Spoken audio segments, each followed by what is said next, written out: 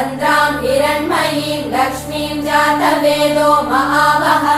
ताम् महावः जातवेदो लक्ष्मीमनपगामिनीम् यस्याम् हिरण्यम् विन्देयम् गामश्वम् पुरुषानहम् अश्वपूर्वाम् रथमद्याम् हस्तिनादप्रबोधिनी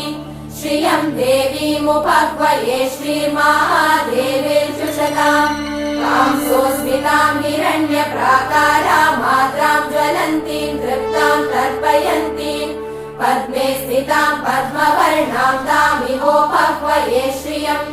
चन्द्राम् प्रभासाम् यशसा ज्वलन्तीम् श्रियम् लोके देवचुष्टामुदाराम् ताम् पद्मिनीमीम् शरणमहम्